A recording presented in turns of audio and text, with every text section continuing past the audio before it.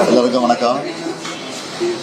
29, 30 இந்த தேதிகளில் தெற்கு பகுதியிலையும் டெல்டா பகுதியிலையும் கடுமையான மழை பெய்யும், கனமழை பெய்யும் ஒரு எச்சரிக்கை கொடுத்துருக்குறாங்க. 2 அலர்ட்டை கொடுத்துருக்குறாங்க.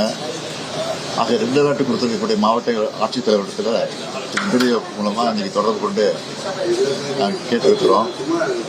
ஏற்கனவே நேற்றைய தினம் இது குறித்து என்னுடைய தலைமையில் சிஎஸ் உடைய முன்னிலையில் உயர் அதிகாரிகள் கூட்டத்தை கூட்டி எல்லா துறை அதிகாரிகள் கூட்டி எச்சரிக்கையெல்லாம் எடுத்திருக்கிறோம், இன்ஸ்ட்ரக்ஷன் கொடுத்துருக்குறோம். எல்லா மாவட்டத்துக்கும் மானிட்டரிங் ஆஃபீஸ் அனுப்பிச்சு வச்சிருக்கிறோம். எல்லாரும் சேர்ந்துட்டாங்க.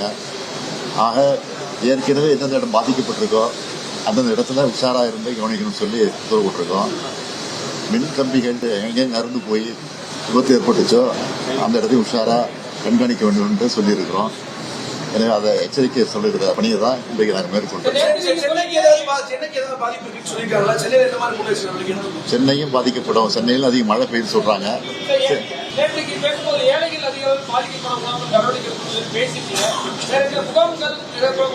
எல்லா இடங்களும் முகாம்கள் ஏற்பாடு செய்யப்பட்டிருக்கு. தேவையான உணவு கொடுப்பதற்கு ஏற்பாடு செய்யப்பட்டிருக்கு. தாழ்வான பகுதியில் இருக்கக்கூடிய மக்களையும் உடனடியாக தண்ணி திறந்து விடக்கூடிய நேரங்களில் அவங்களையும் அப்புறப்படுத்துவதற்கு அதற்கான ஏற்பாடு செய்யப்பட்டது. ஏற்கனவே அந்தந்த மாவட்டத்தில் பொறுப்பு அமைச்சர் இருக்காங்க.